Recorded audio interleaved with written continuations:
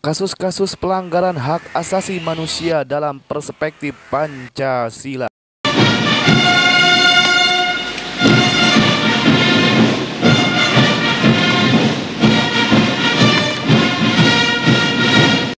Assalamualaikum warahmatullahi taala wabarakatuh. Bismillahirrahmanirrahim. Allahumma sholli ala Muhammad wa ala ali Muhammad.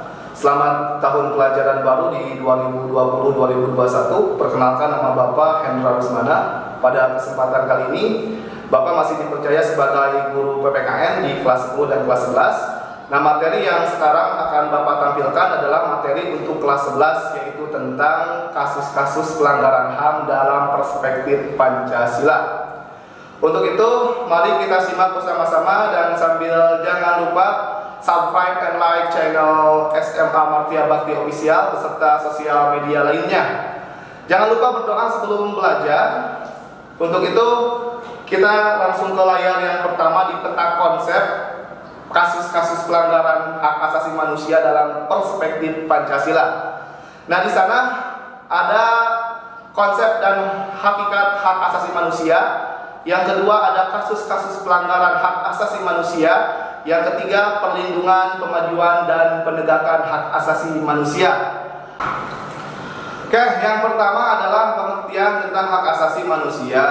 Menurut Undang-Undang Nomor 39 Tahun 1999, HAM adalah seperangkat hak yang melekat pada hakikat dan keberadaan manusia sebagai makhluk Tuhan yang Maha Esa dan merupakan anugerah yang wajib dihormati, dijunjung tinggi dan dilindungi oleh negara, hukum, pemerintahan, dan setiap orang demi kehormatan serta perlindungan harkat dan martabat manusia. Jadi di sini mengatakan bahwa Undang-Undang Nomor 39 Tahun 99 sudah jelas mengangkat harkat dan derajat orang atau warga negara Republik Indonesia yang perlu kita hormati dan perlu kita junjung tinggi tentunya.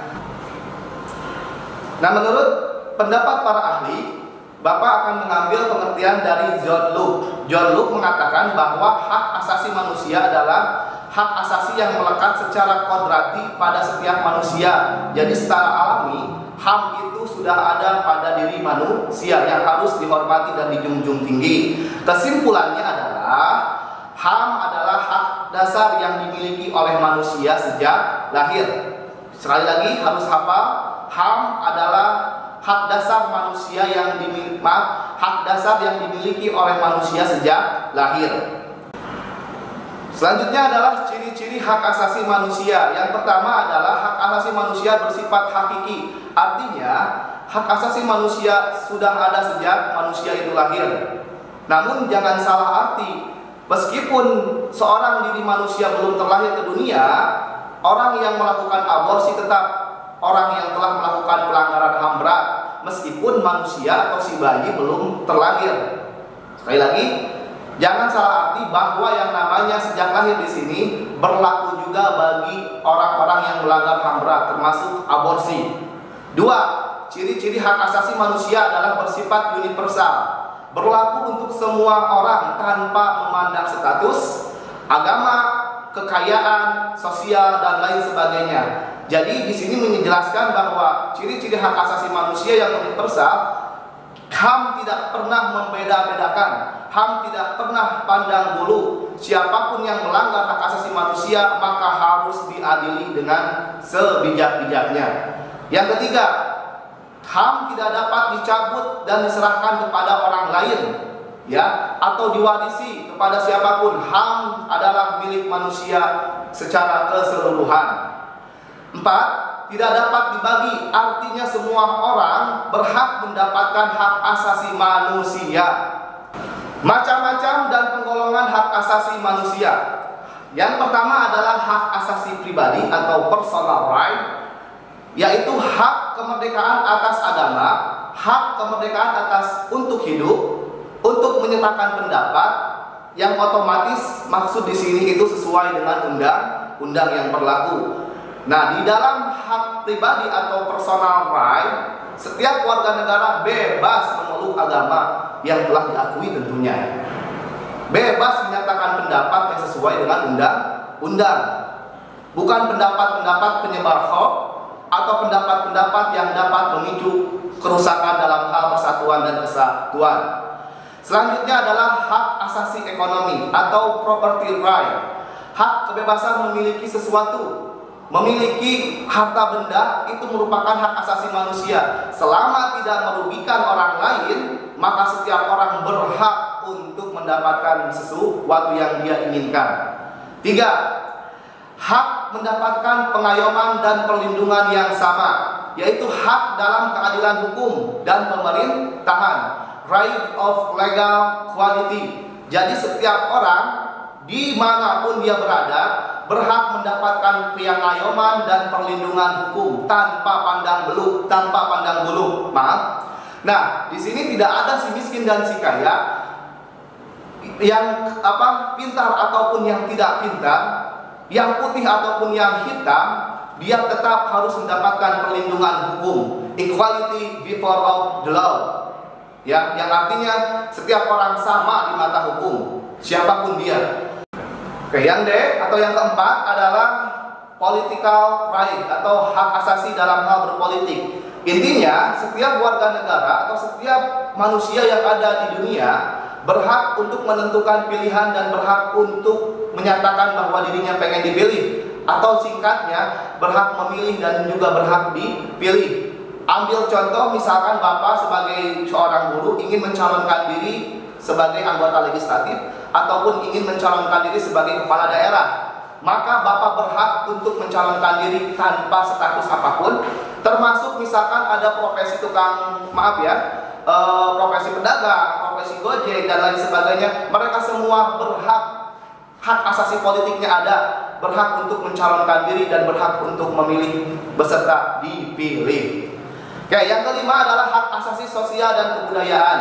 Ya, intinya atau contohnya, seseorang berhak untuk menentukan di mana dia berpendidikan, di mana dia mencari ilmu, dan seseorang berhak untuk mengembangkan kebudayaannya masing-masing. Contoh, Bapak sebagai orang Sunda mempunyai hak mengembangkan kebudayaan Sunda yang Bapak inginkan tentunya.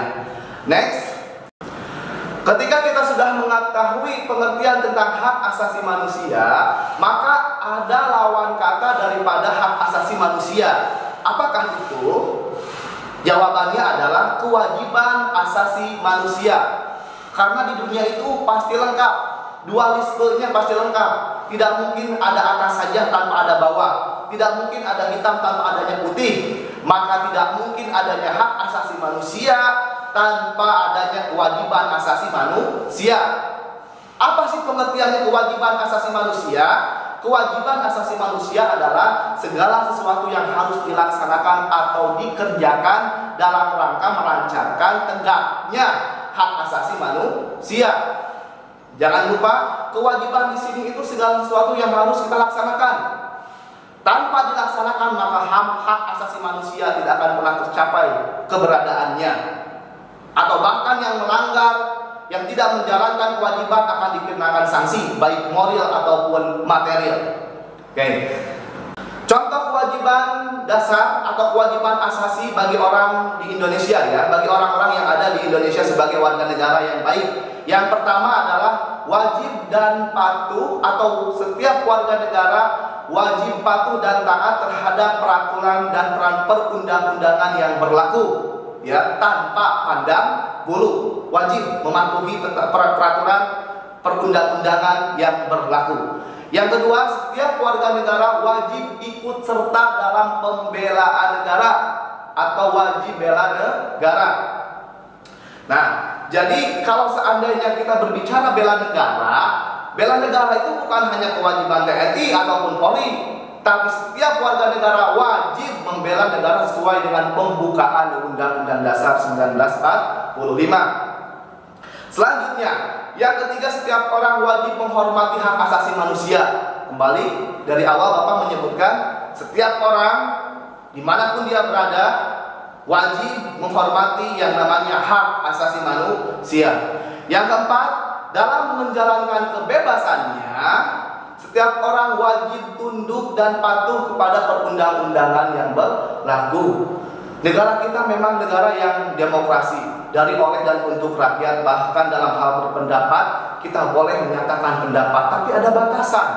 Bukan berarti bebas sebebas-bebasnya, freedom se-freedom-freedomnya, tapi kita memiliki batasan. Apa batasannya? Undang-undang dasar yang berlaku atau peraturan yang berlaku di Republik Indonesia.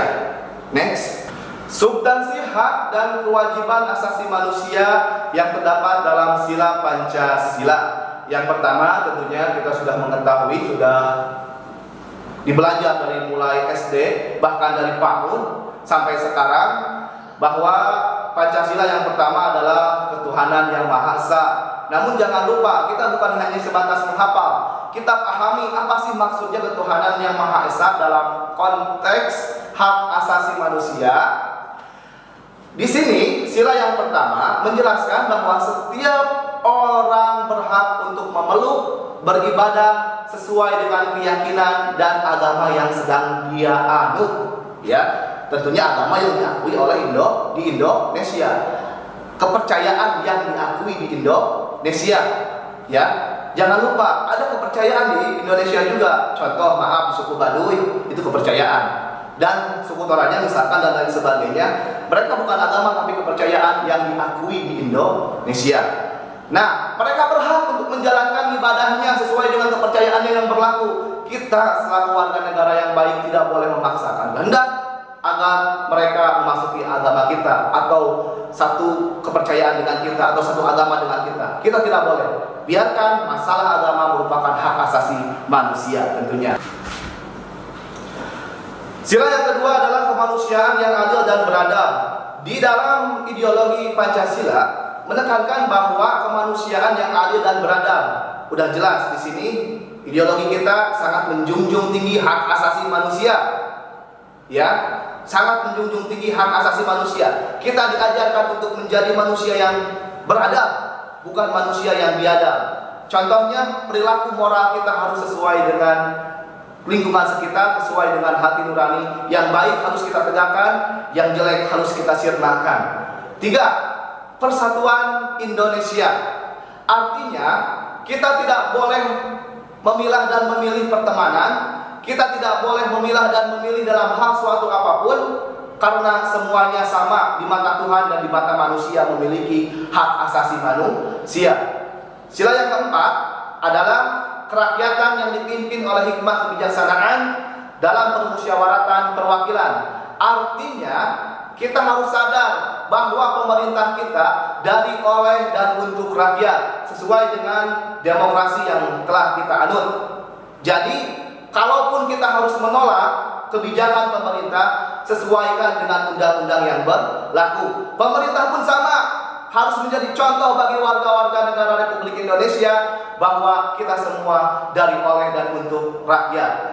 5. Keadilan sosial bagi seluruh rakyat Indonesia. Artinya bahwa Indonesia sangat menjunjung tinggi keadilan, bahwa Indonesia sangat menjunjung tinggi sosial. Maka dari itu, kita selaku warga negara yang baik harus patuh dan taat terhadap hukum, dan pemerintah pun memberikan contoh bahwa hukum di Indonesia equality before of the law, kesamaan dan kesetaraan di dalam hukum. Ya, nah, untuk pertemuan yang pertama, Bapak sudahi sampai di sini. Jangan lupa kita belajar di Google Classroom, dan apabila ada pertanyaan yang kurang jelas, kita lewat WA yang ada di bawah ini. Ya, jangan lupa subscribe and like SMA Martia Bakti, dan subscribe and like Hendra Rusmana dari SMA Martia Bakti Hendra Rusmana. Assalamualaikum warahmatullahi taala wabarakatuh.